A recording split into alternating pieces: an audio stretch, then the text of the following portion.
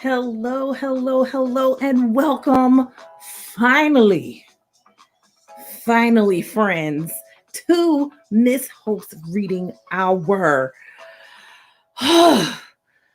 So, my friends, my computer was not cooperating with me.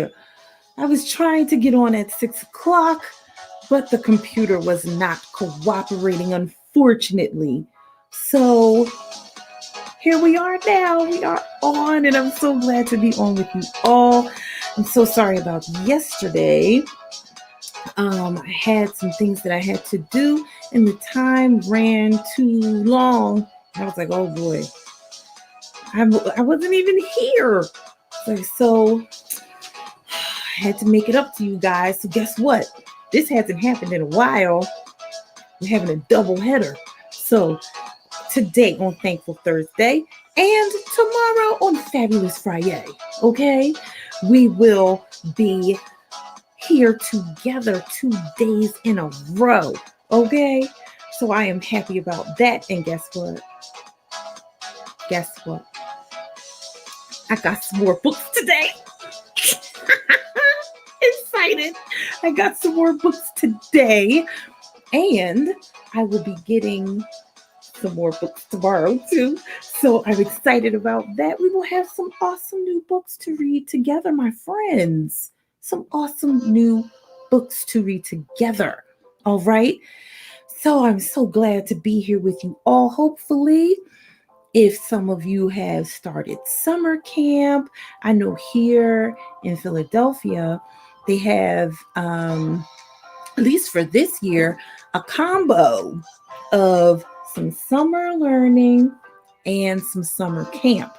So they're looking to help you guys if you had some trouble doing the whole virtual hybrid thing, to give you some help so that you're ready for September, okay? And after you've done a little bit of learning, you'll be having a whole lot of fun, okay? So I hope that you all are looking forward to that if you have not already started doing that. And if you have already started doing it, I hope that you are having an awesome time. And I hope that your teachers are also having an awesome time, and your group leaders and your camp counselors are having an awesome time with you all. And that you still feel like you're having summer camp, okay? And for those of you who are not in summer camp, I hope that you are finding some awesome things to do while you are on, summer vacation, okay? Well, speaking of summer vacation, a lot of people experience this thing that we're going to be talking about, reading about together today on Miss Hope's Reading Hour. So, I've experienced this only because my family is from the southern states. We didn't do it a whole bunch, but we did do it a few times, okay? So we would be on summer vacation, and then for people who live up north and they have family down south, they say we're going down south. Here in Philadelphia, in the tri-state area, like Philadelphia, Delaware, New Jersey, we say some people who every year they go to the beaches on the Jersey Shore, they say we're going down the shore. But often when things like that are happening, it's not just you and your family.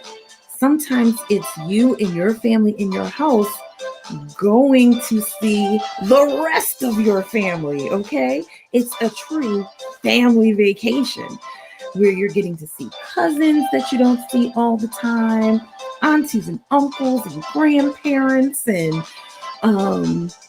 sometimes if you have like older brothers and sisters who are adults, you're getting to see them. Everybody's getting together. Sometimes it's not necessarily a family reunion. We just call it a family vacation. But some people do family reunions too. my family, we did family reunions up here. So I remember when I was younger, we lived near a park and we would have family reunions at the park. There was a certain place, I wish I remembered the name of the place, but we would go there and our family reunion would be there every year. And even though we lived in the city, I mean, Philadelphia is what I call a big little city. So it's a big city, but a lot of people know a lot of people. And because of that, you can be connected to different people. And you're like, oh, I didn't know that you knew that person. I didn't know that you were related to them. I'm related to them too. Are you serious? So Philadelphia is a big little city like that. And I would get to see cousins and things like that that I had not seen or that I didn't even know. Okay. But of course, since I was, near the younger cousins at the time, they all knew who I was. I didn't know who they were. Okay. So some of us are going to be going to family reunions this year. It may look a little different, but it'll be awesome to get to see your cousins and aunties and uncles and grandparents and other family members, new babies. You'll get to see the new babies that you didn't get to see. So that's what we are reading about today. Let me introduce you to these two new books. They both came in the new shipments. And I was like, what am I going to read about today? I'm like, yeah, summer is about family.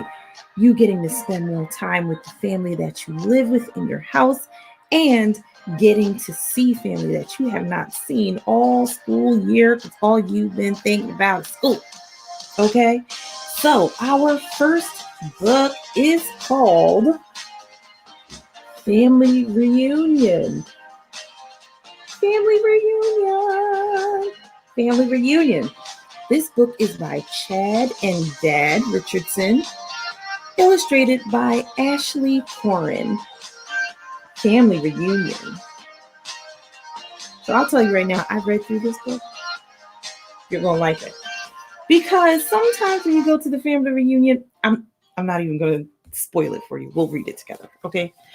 All right. And our other book is The Relatives Came. Look at that card. All of that stuff. The Relatives Came. This story is by Cynthia Rylant, illustrated by Stephen Gamma. And if you notice, you see that right there? The medals I keep telling you about that you don't have to wait until you're an adult to get one. You might be able to get one right now if you write an awesome book. And this is one of the very prestigious ones. This book got a Caldecott honor. So this is a Caldecott honor book. Okay? And of course, we got to continue on, friends. We got to find out more about these Unteachables, okay? Because the kids, or at least Kiana, is finding out more about Mr. Kermit. I want to know if Kiana is going to spill the beans about Mr. Kermit and finding out about the cheating scandal. If she's going to tell her classmates, is her mom ever going to find out that she actually is not registered for school and is in the wrong class? It's a lot of questions. We'll find it out when we get there, okay? So let us read our first book, Family Reunion. There's actually an R&B song called Family Reunion. It's an old school jam, as they call it, called Family Reunion. So let us read our first book, Family Reunion by Chad and Dad Richardson. And this is a Barefoot Books book.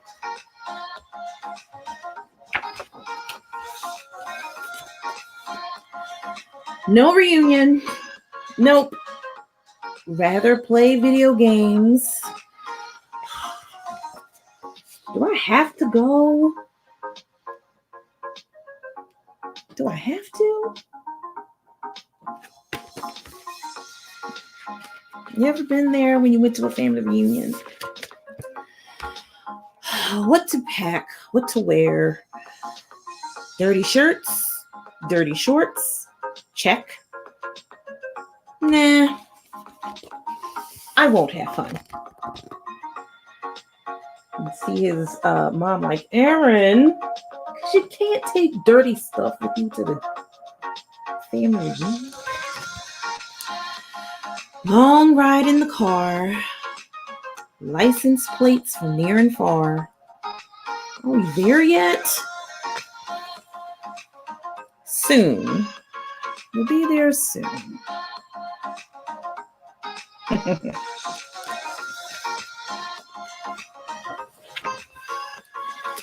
People I don't know.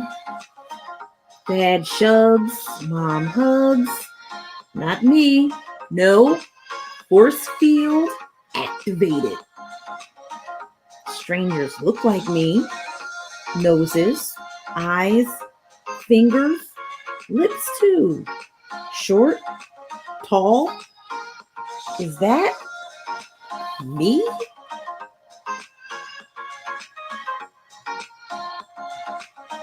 You ever felt like that around family that you didn't know? A familiar voice. He whispers, Pop-Pop's little man. A bear hug. A kiss. There goes Pop-Pop. Pop-Pop's old wallet. $10 in my pocket. Cha-ching! Thanks, Pop-Pop.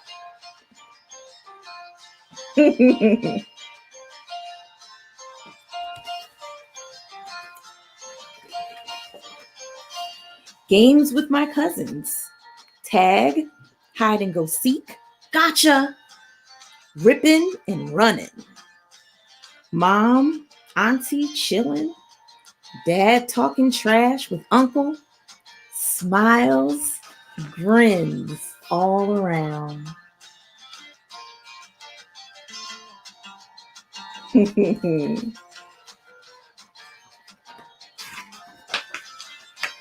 Uncle on the grill, wiping his brow with a towel. Dad's frying fresh fish. Ooh, that makes me hungry. Bragging rights on the line. Dad's fish or uncle's ribs. Champ, too close to call. Wow, I know, two tasty things. Fried fish, barbecue ribs. I don't know, that is kind of close. My plate high and wide. Hot dog, baked beans, mac and cheese, desserts devoured first. Shade from an oak tree with a belly full of food. Chill, relax, chillax. I love that word, chillax. We're chillaxing. I mean, that's all you can do after having a plate full and wide. Stories about the fam. Coal miners, teachers, pilot. Questions fill my head. We are all over the world, here to there, zigzag, dreaming spots to go. That is pretty cool to find out about all the interesting people in your family. You're like, I came from that? That's pretty cool. A picture for the scrapbook. Clowning and making faces with my cuz. Dance contest between young, old. Big laughs fill the air. Grandma's strut beats all. Once Graham starts dancing, nobody's winning that one.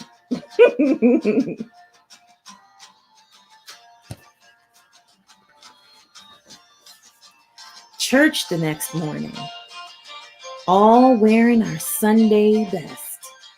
Cousin, preach, preach, preach. Heads bowed to thank him, sharing what we have achieved. break bread one last time.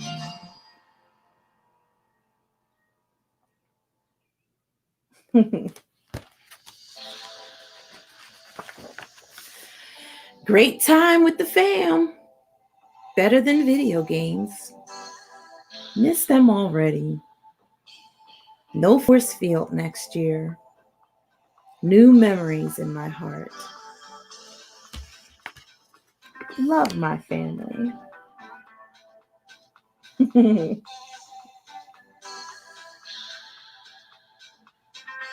can't help it when you have so much fun together, you know? The end.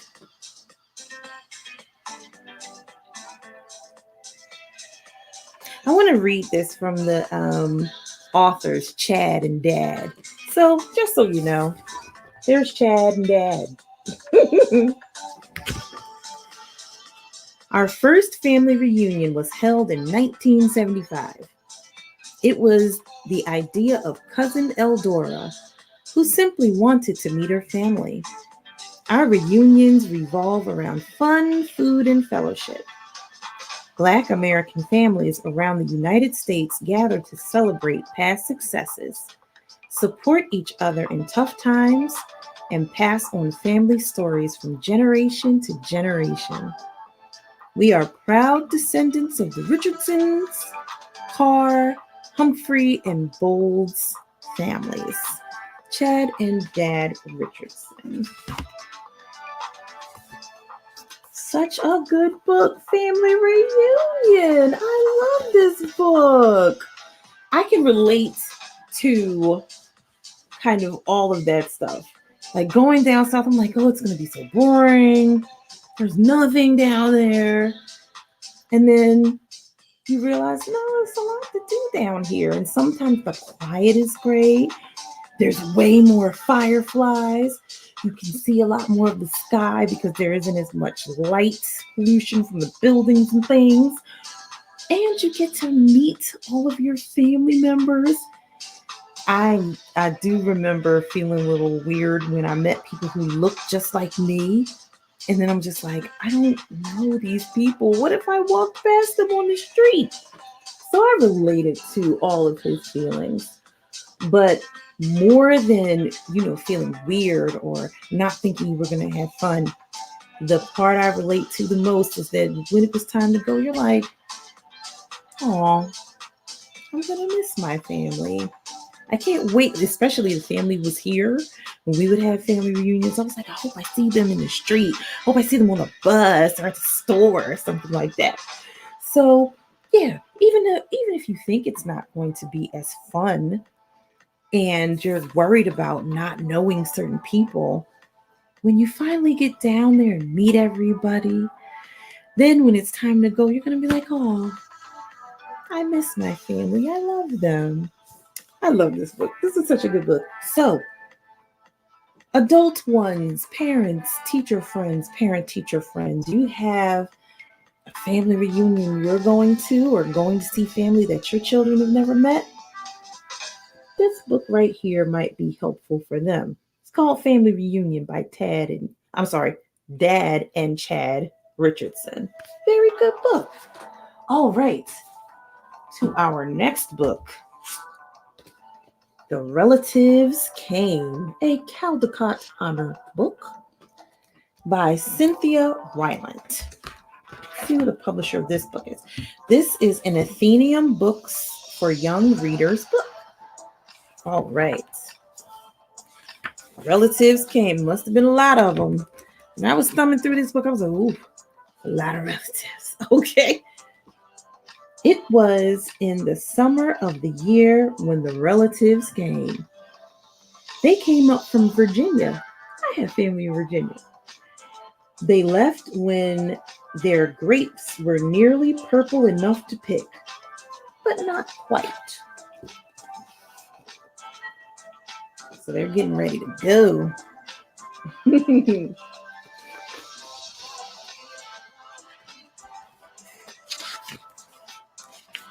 They had an old station wagon that smelled like a real car.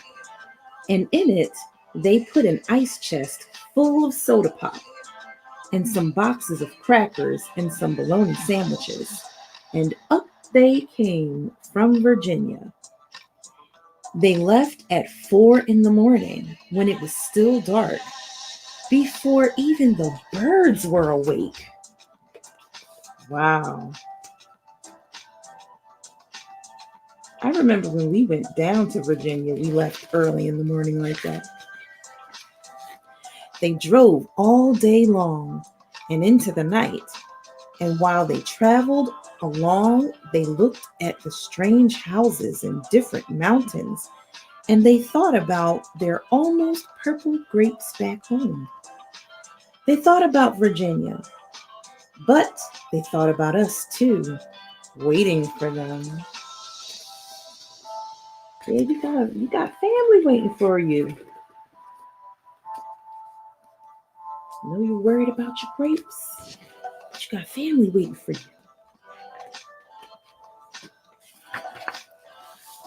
So they drank up all their pop, which down south they do call soda pop, and ate up all their crackers and traveled up all those miles until finally they pulled into our yard.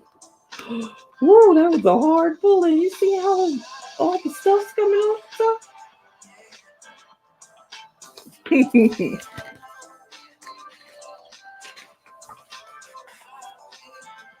Then it was hugging time. Talk about hugging. Those relatives just passed us all around their car, pulling us against their wrinkled Virginia clothes, crying sometimes. They hugged us for hours. Oh man, that is so sweet. Lots of love.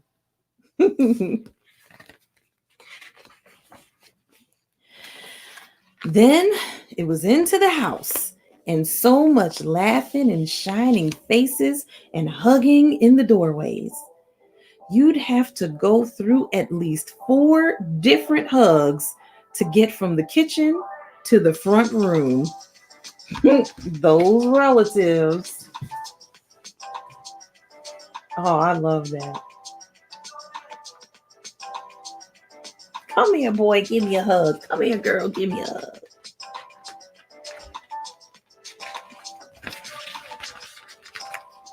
And finally, after a big supper, 2 or 3 times around, until we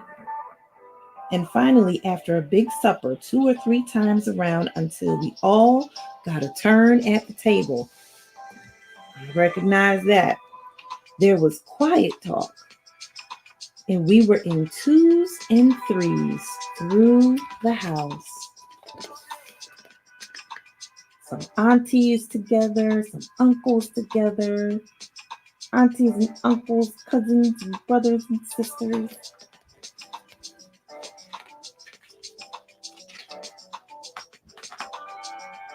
Hey, come on, Paige.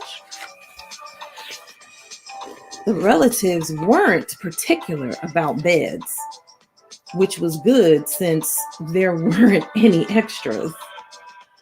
So a few squeezed in with us, and the rest slept on the floor.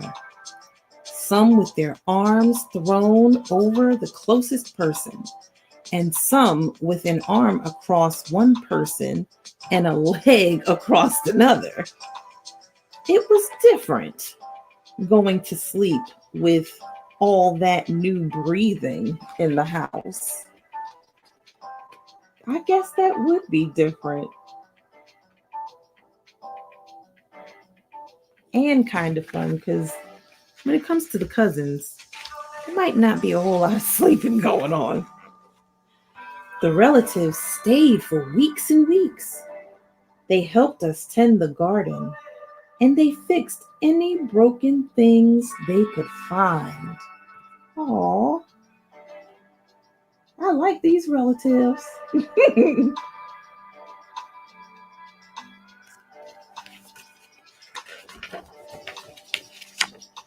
They ate up all our strawberries and melons.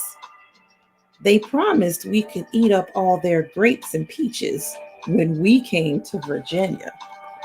Ooh, fresh peaches.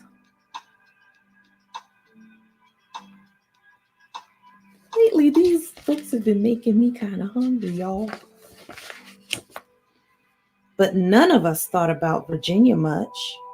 We were so busy hugging and eating and breathing together.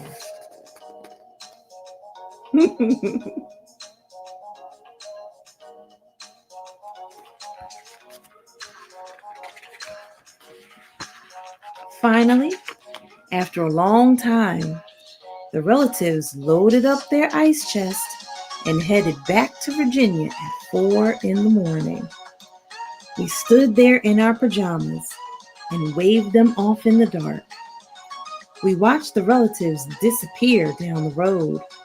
Then we crawled back into our beds that felt too big and too quiet. We fell asleep.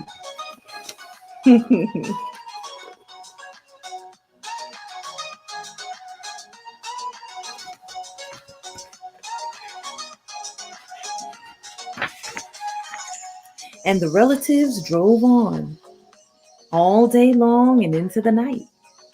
And while they traveled along, they looked at the strange houses and different mountains, and they thought about their dark purple grapes waiting at home in Virginia. And they thought about us too, missing them. And they missed us.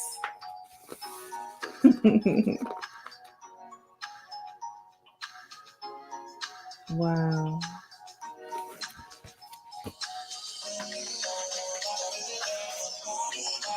And when they were finally home in Virginia, they crawled into their silent, soft beds and dreamed about next summer.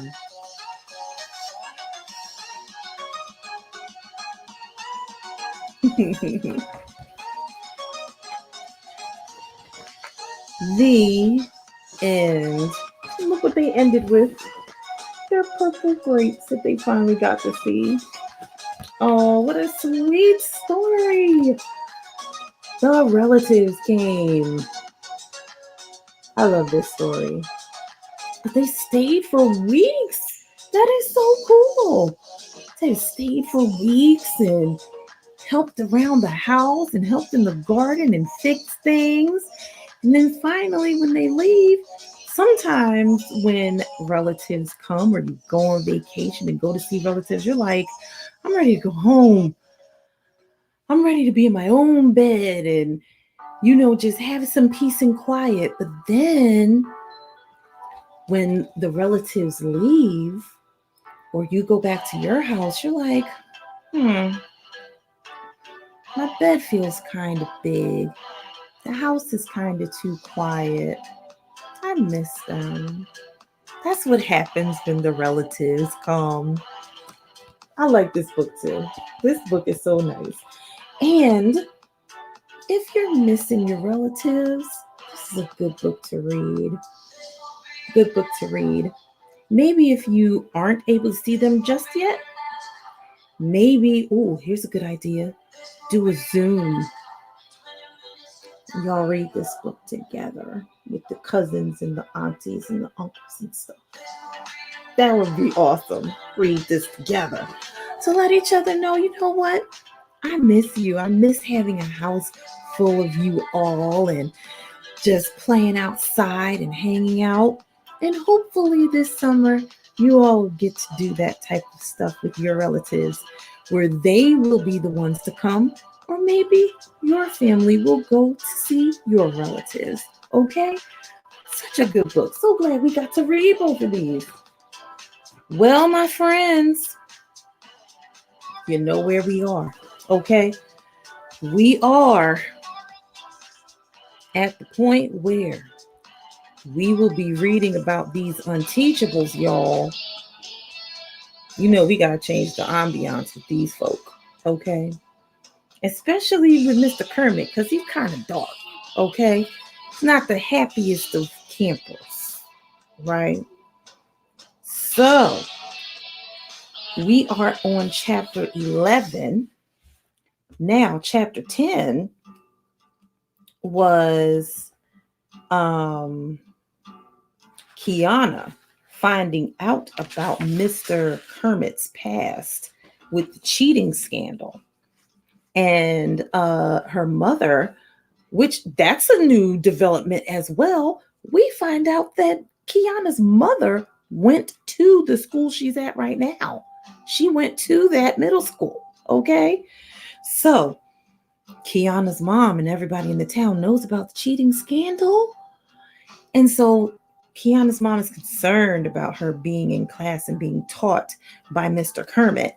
And she's like, you want me to call so, you can change classes or something? And she's like, no. He's awesome. He's wonderful.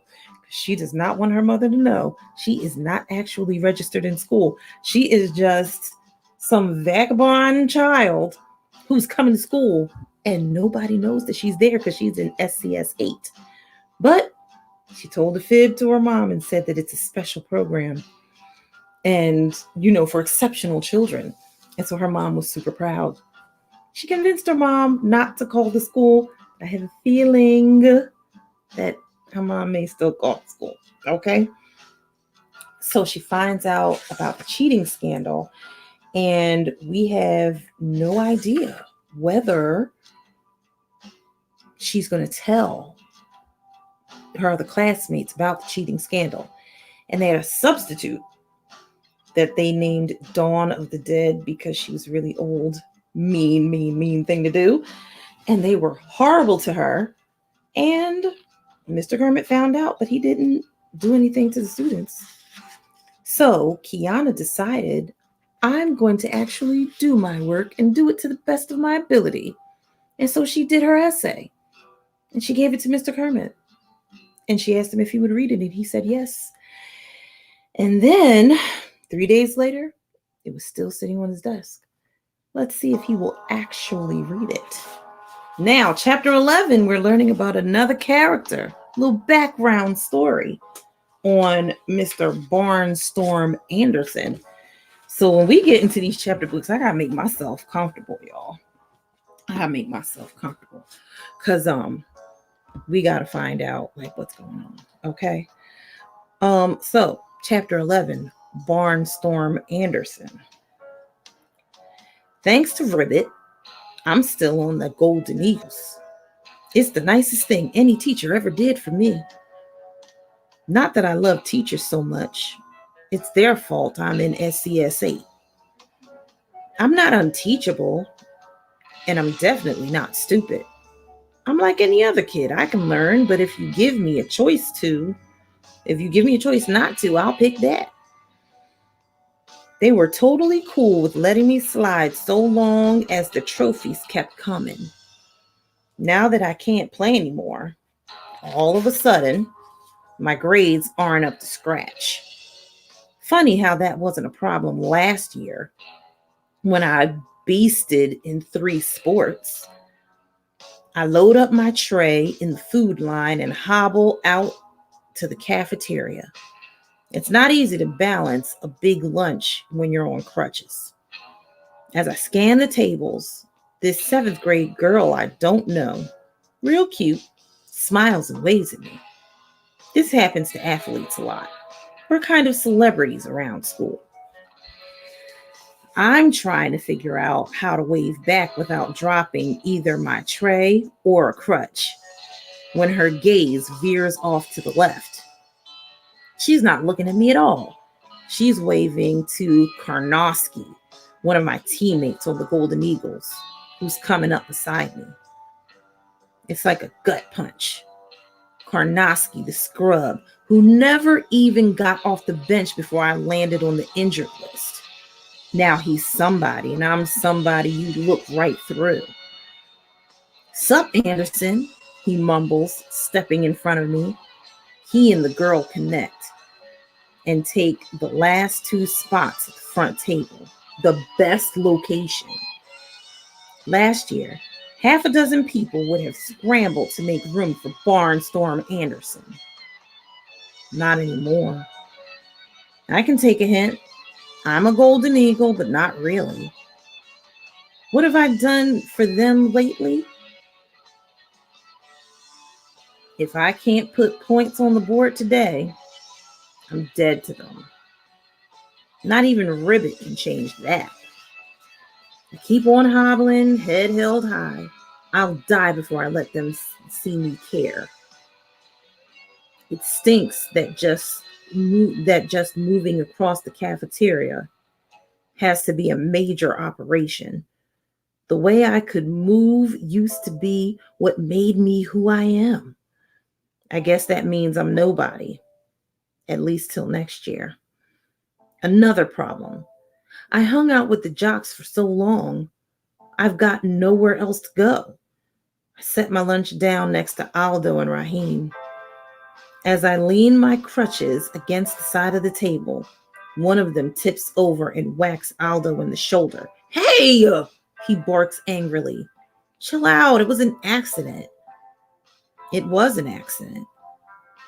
In my athlete days, my mind was always on the field or on the court, jucking and cutting, faking imaginary defenders out of their jock straps.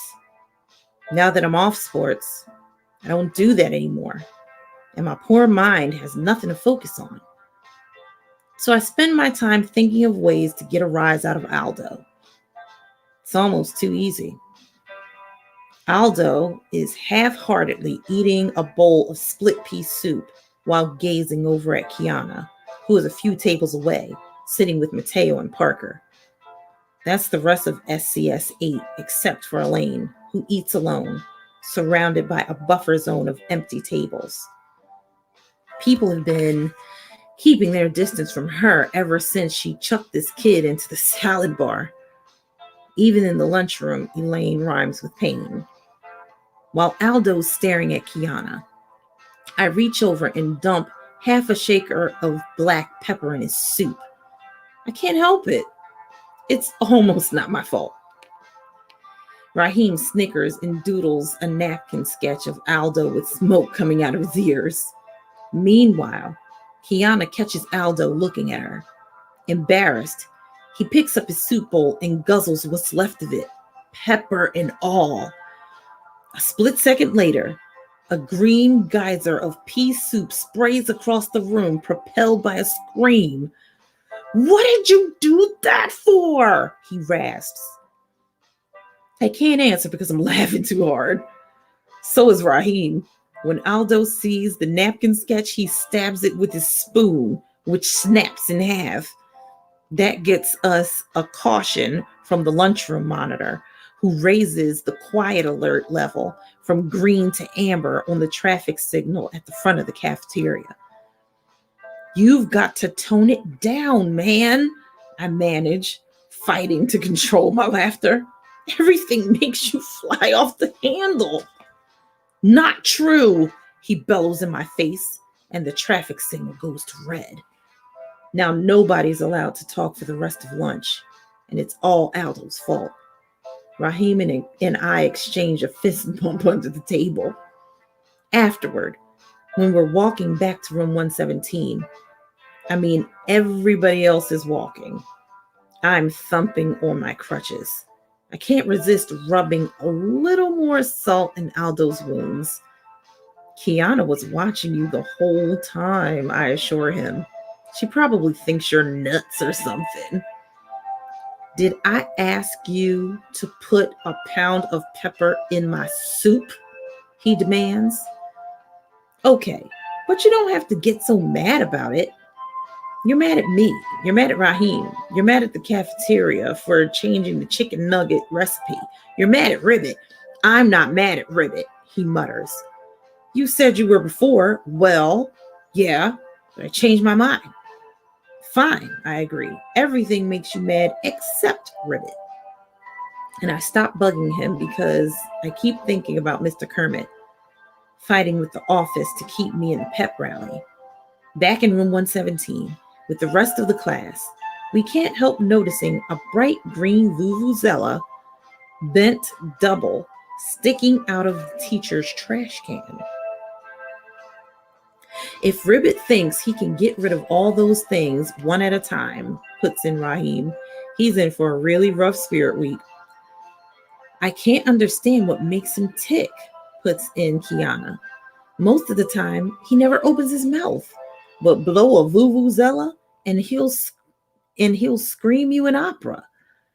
They make him mad, I say, with a wink at Aldo. He's the Grinch, Mateo pipes up suddenly. I thought he was Squidward, Parker reminds him. Mateo shakes his head. The Grinch, definitely. The Grinch hates Christmas because he can't stand the noise. Well, Mr. Kermit hates Spirit Week because he can't stand the vuvuzelas. Everybody hates something, I retort. I don't like lima beans. Am I a Grinch too? It's not just what you hate. It's why you hate it, Mateo replies seriously. Indiana Jones hates snakes because he's afraid of them. Superman hates kryptonite because it's his weakness. The Wicked Witch of the West hates water because it makes her melt. But Mr. Kermit and the Grinch are both haters for the same reason. Noise. Ribbit comes in, and the first thing he sees is all of us staring into the wastebasket at the broken vuvuzela. He seems annoyed at first, but then his expression changes to one of sympathy. I have some bad news about Spirit Week. It's okay, Mr. Kermit, Kiana interrupts. We know you tried your best to talk the principal into letting us be a part of it. Let me tell you about Spirit Week. The teacher comes alive, making eye contact with each of us as he speaks. No one can command you to have spirit, not principals, governors, presidents, or even kings. There is no spirit switch in your brain that can be flipped on or off. Spirit isn't a week you can put on a calendar. It doesn't come from posters or streamers or rallies or funny hat days. And it definitely doesn't come from making an ungodly racket with a cheap plastic instrument of torture that was invented purely for disturbing the peace. It's the most he's said to us all year. I can't explain it, but it feels like a kind of breakthrough. Although what we're breaking through to, I have no clue. Maybe it's this. In all my years of school, I've never heard a teacher say something that was so completely, totally honest. Chapter 12. We're back to Mr. Parker Elias. I kick off Spirit Week by getting arrested. What? I'm on my way to pick up Grams on Monday morning when this cop pulls me over because my taillight is out. The problem is this guy is new, and when I show him my provisional license, he thinks it's a fake ID.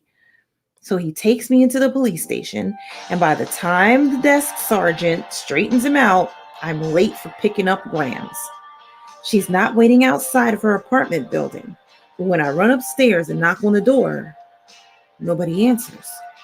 I drive around the neighborhood, and sure enough, there she is walking along the main drag. I pull up alongside her and lower the window.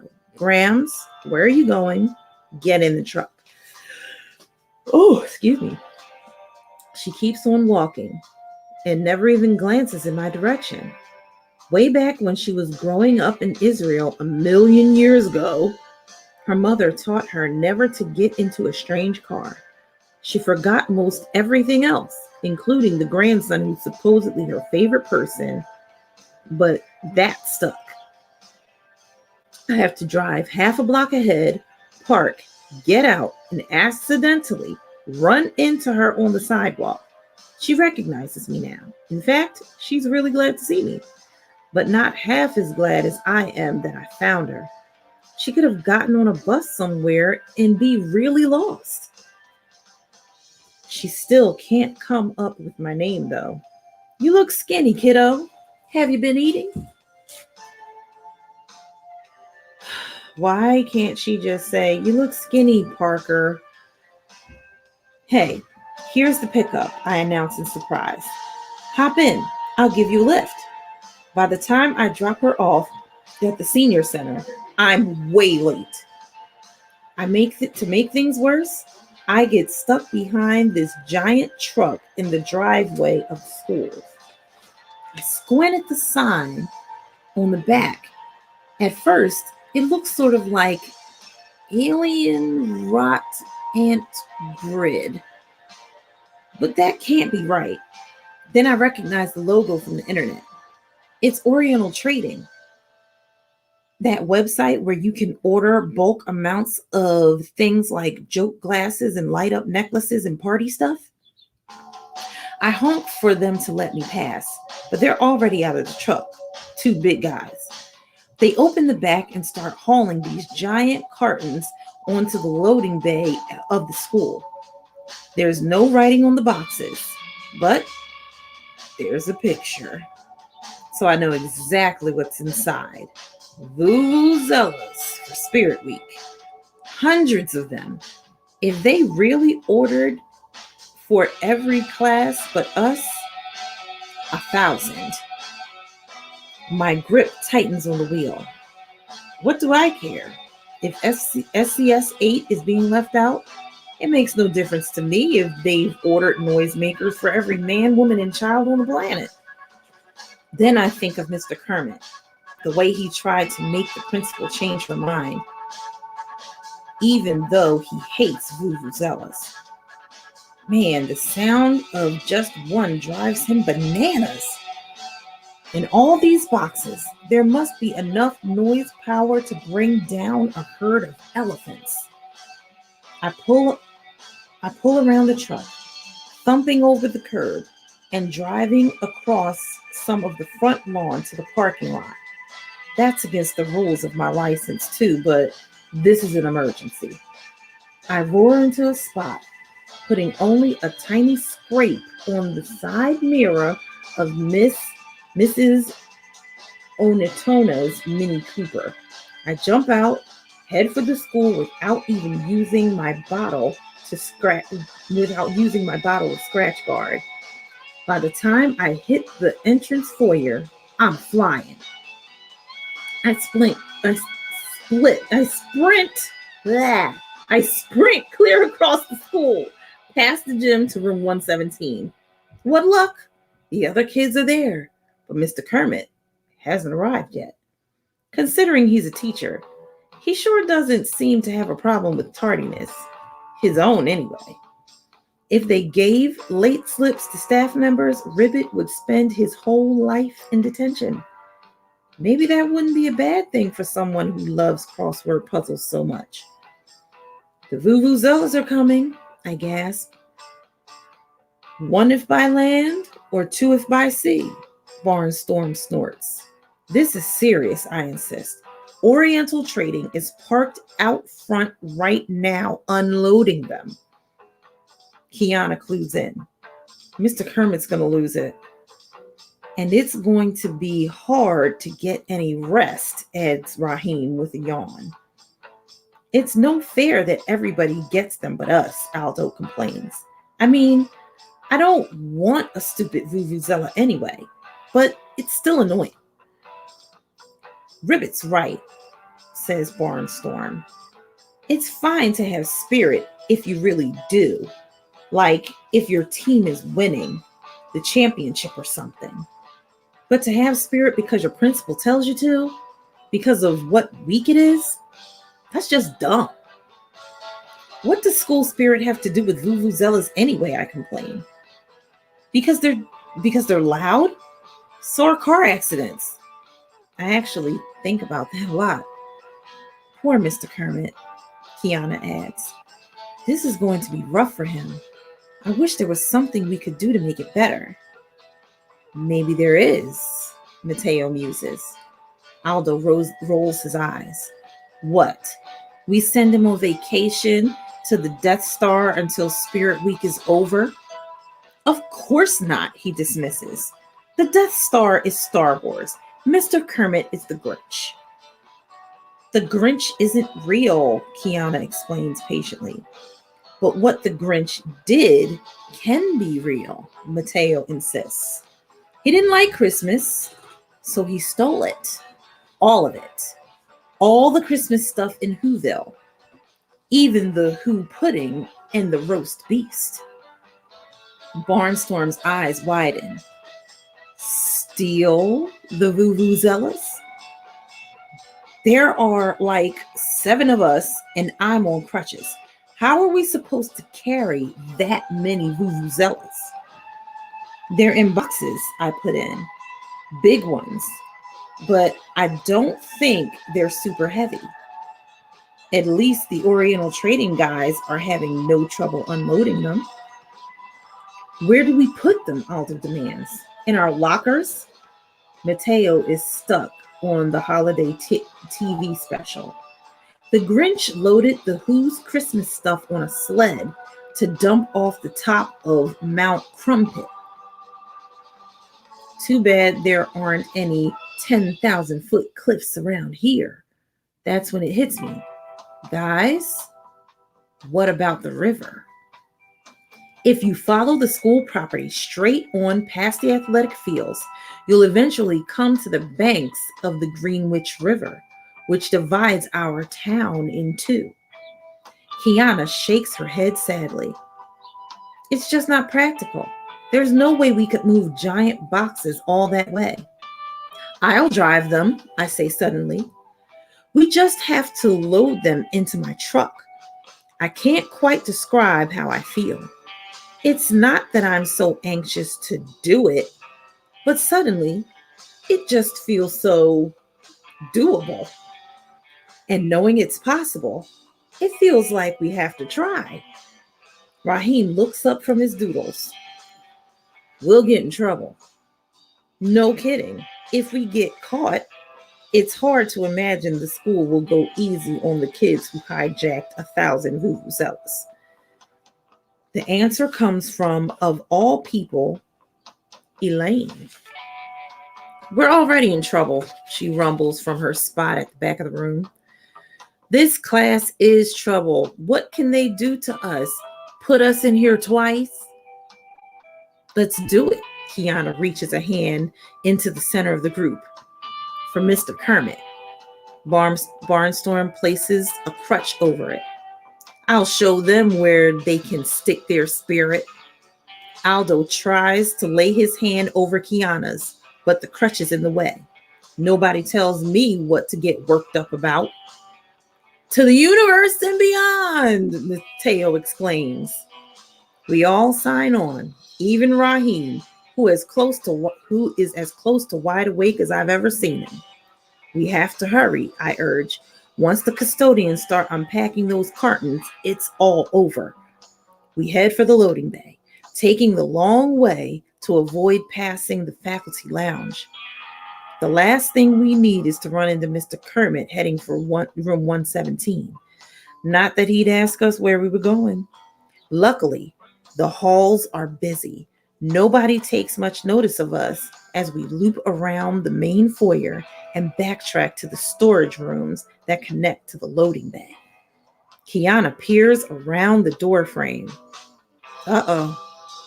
Following her lead, I peer into the storeroom. The loading bay door is still open to the driveway, but the truck is gone. Just inside stand the big boxes. I count 7 of them, stacked 3, 2, and 2. Mr. Carstairs stands next to them, the packing slip in one hand and a half-finished bagel in the other. Why hasn't he started unloading them yet? I murmur. He's probably waiting for help, Kiana whispers back. That means the other custodians could be here soon. Aldo curses under his breath. How are we supposed to get the boxes with Carstairs right there? Mateo has an idea. We need to create a distraction. What distraction? Kiana asks. I can talk to him about the Silmarillion, Mateo volunteers. That's the creation story for the entire mythology of The Hobbit and The Lord of the Rings. And I'll try to get him to walk away. That's the stupidest thing I've ever heard in my life, Barnstorm hisses. We're going to need a better distraction than that. Definitely, deadpans Lane.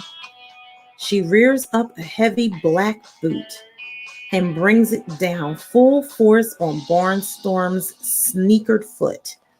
The scream could probably drown out all those vuvuzelas put together.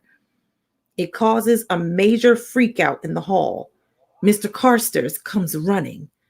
What he sees is the school's injured sports hero on crutches, howling in agony. The custodian gets his shoulder under Barnstorm's arm, and the two of them begin hobbling in the direction of the nurse's office. Kiana turns accusing eyes on Elaine. You didn't have to do that. He could have just faked it. Aldo chortles. Not as good as that. We race into the loading bay. Well, my friends, we will end there. Apparently, okay,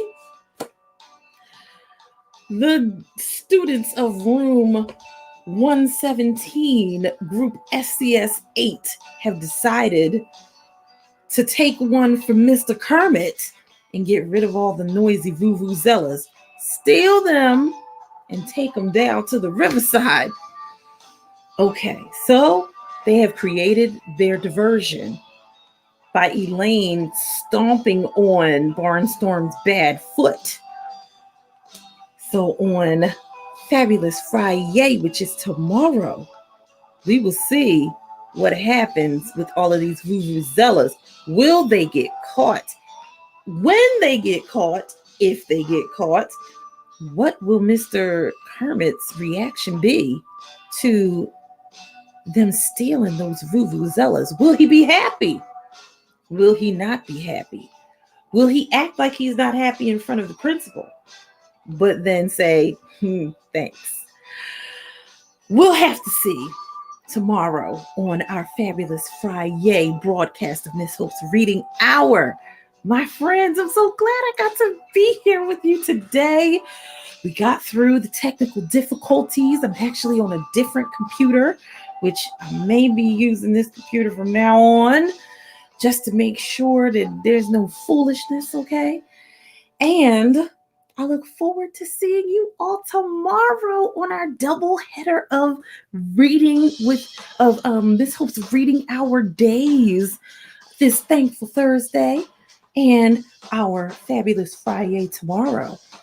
I am so thankful that I got to be here with you all, my Miss Hope's Reading Hour family and friends. And I look forward to seeing you tomorrow on our Fabulous Friday broadcast. Until then, my friends, I will see you next time. Bye for now.